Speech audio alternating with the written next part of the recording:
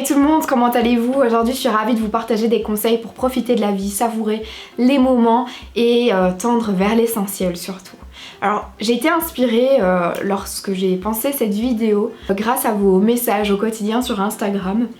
Je suis toujours trop contente de discuter avec vous et vous êtes surtout très nombreux et nombreuses à m'envoyer des messages avec plein de questions par rapport à comment profiter du moment présent. J'arrive pas à m'épanouir sur le moment présent et après je le regrette, enfin plein de messages de ce genre. Et j'ai l'impression qu'on est un peu trop en mode on a toujours trop hâte de quelque chose et une fois que c'est le moment présent, il y a plein de facteurs qui font qu'on n'a pas vraiment profité tant que ça. Donc aujourd'hui j'ai décidé de vous partager 5 conseils qui vont vraiment vous aider à tendre vers l'essentiel, vous rendre compte de ce qui est important pour vous et profiter vraiment un max de tous ces moments que vous avez l'opportunité de vivre. Mon tout premier conseil, c'est d'être en accord avec soi-même. Quand je parle d'être en accord avec soi-même, ce que je veux dire par là, c'est de faire vraiment la rencontre avec votre nature profonde, ce qu'il y a à l'intérieur de vous. Donc votre enfant intérieur qui est bien enfoui là au fond. Et quand vous étiez enfant, vous aviez des millions et des millions de rêves. Quand on vous demandait qu'est-ce que tu veux faire plus tard, eh bien vous sortiez peut-être des conneries, certes, mais vous sortiez des choses qui vous venaient spontanément parce que vous aviez envie de cela et vous ne vous souciez pas à l'époque, en tout cas la plupart des enfants pensent comme ça. Vous ne vous souciez pas de ce que les autres allaient dire lorsqu'on allait sortir ça parce que c'était spontané et on se souciait absolument pas de ce qu'il y avait autour de nous. Il vient l'adolescence, l'âge adulte, etc. Plein de facteurs et du coup il y a plein de choses qui rentrent en compte. Alors peut-être que vous êtes adulte maintenant, ok. Peut-être qu'il y a des choses que vous pensiez enfant qui ne sont pas du tout possibles, mais il y a des autres choses qui devraient être réalisées parce que c'est au fond de vous, c'est votre nature profonde et ce n'est pas parce que des gens pensent certaines choses, ce n'est pas parce qu'on vous dit que c'est impossible qu'il faut écouter tout ça. Vraiment, écoutez votre vous intérieur et ne vous souciez pas de ce qu'il y a autour. Être en accord avec soi-même, c'est vraiment avoir ses propres valeurs, avoir ses propres intentions, ses envies et il ne faut pas du tout que cela soit dicté par quelqu'un d'autre ou même influencé. Si vous voulez vivre votre vie à 100%, si vous voulez profiter un max, je pense qu'il est super important de vous tourner vers vous et de vous poser les bonnes questions. Si vous n'aviez aucune barrière autour de vous, qu'est-ce que vous feriez vraiment? Qu'est-ce qui vous fait sourire? Quelle est votre mission de vie? Est-ce que vous la cherchez encore ou est-ce que vous savez pourquoi vous êtes là? Vraiment vos rêves, vos envies, mais surtout être en accord avec soi-même, ça veut dire qu'il ne faut pas toujours faire les choses parce que les autres le font.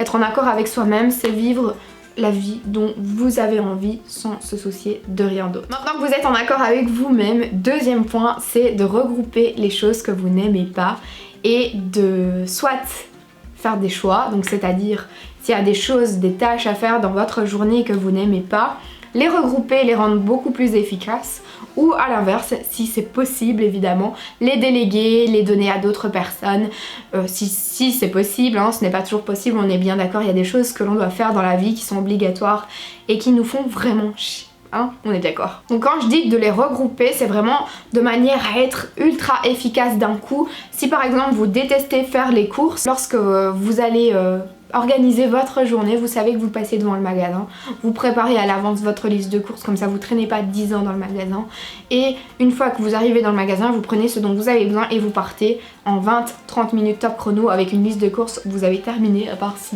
le magasin est bondé. Je pense qu'il y a vraiment moyen de maximiser ce côté je déteste faire cette tâche. Eh bien pourquoi ne pas la rendre beaucoup plus rapide en trouvant des méthodes? Pourquoi non plus ne pas ajouter des choses que vous aimez dans toutes ces choses que vous n'aimez pas? Je donne un exemple pour vous comprendre également. Eh bien vous détestez faire le ménage. Pourquoi ne pas ajouter votre série préférée en fond lorsque vous le réalisez? Ça ne rendra pas la tâche plus facile. Si vous détestez faire le ménage, vous allez encore détester faire le ménage, mais pourquoi ne pas rajouter ce petit côté qui vous fait sourire en même temps? Le troisième point, c'est vraiment super important, c'est de définir ce que vous pourriez délaisser dans votre vie. Qu'est-ce que vous pouvez sacrifier? Et à l'inverse, qu'est-ce que vous ne pouvez pas sacrifier?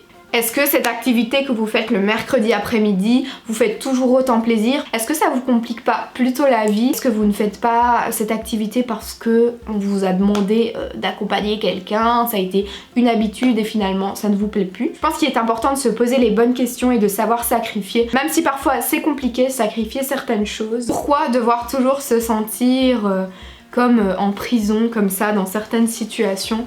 Autant se sentir libre et se détacher de certaines chaînes qui nous blessent au quotidien, qui nous font perdre notre temps, notre énergie. Ça peut être vraiment de tout. Moi je vous ai illustré ça par exemple avec une activité, mais ça peut vraiment être tout dans la vie. Regardez ce que vous pouvez sacrifier ou pas, ce qui vous rend heureux vraiment. À un moment donné, il faut se rendre compte que la vie, c'est une seule fois. Et donc autant faire son maximum et faire les bons choix. Mon 4e conseil, c'est de vivre l'instant présent.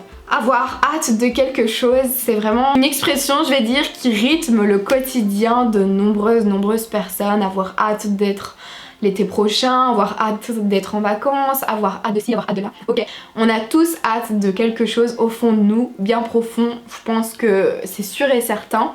Mais je pense qu'il faut arrêter d'attendre à chaque fois quelque chose pour être heureux ou d'attendre un événement pour s'épanouir. Le temps file tellement vite, le temps est tellement précieux, pourquoi ne pas savourer tout ce qu'on est occupé de vivre plutôt que de toujours attendre quelque chose? Parce qu'au final, j'ai l'impression que parfois on attend ce truc et une fois que vous vivez le moment, j'ai l'impression qu'on ne savoure plus assez les moments présents. Donc à un moment donné, si dans votre tête vous vous dites ah j'ai hâte de ci, j'ai hâte de là, faites un petit stop et concentrez-vous sur tout ce que vous avez autour de vous pour vraiment vous rendre compte que ok, ce moment-ci, il y a ça, reviens sur terre. Le dernier conseil que je vais donner dans cette vidéo, c'est de donner plus de sens à l'essentiel. Qu'est-ce qui vous rend heureux? De mon côté, consacrer du temps aux personnes que j'aime, me créer vraiment plein de souvenirs. Allumer ma caméra aussi, ça me rend ultra heureuse. Peu importe le nombre qu'il y a là derrière. Quand j'ai commencé il y a 6 ans, je savais pas où ça allait aboutir, quoi. Je savais pas qu'est-ce que ça allait être au final. J'avais envie de le faire et c'est toujours la passion qui a alimenté tout ce que j'ai fait. Le matin quand je pars travailler, eh bien je suis super heureuse parce que je sais que mon travail, je le kiffe à 100% et qu'il y a un réel impact là derrière. Et parfois j'ai tendance en fait à en faire des caisses avec des petits tracas de la vie. Est-ce que ça aura vraiment un impact, toutes ces choses-là, ces petites futilités, ces petits tracas? Bah non, autant profiter de la vie. Je travaille énormément, surtout quand je suis stressée, et j'ai déjà vu la différence de faire un stop en fait quand je suis énervée pour rien et me dire est-ce que c'est vraiment nécessaire? Qu'est-ce qui me rend heureuse? Et je ressasse le tout. Et se poser des petites questions comme ça, que ce soit dans votre tête ou vous les écrivez sur internet, un carnet pardon, et vous y répondez, vous allez voir que ça fait très vite la différence. J'ai terminé donc de vous partager ces 5 conseils pour profiter de la vie un max et vraiment savourer tous ces moments. Voilà, je vous fais plein de gros bisous et je vous dis à la prochaine. Mouah.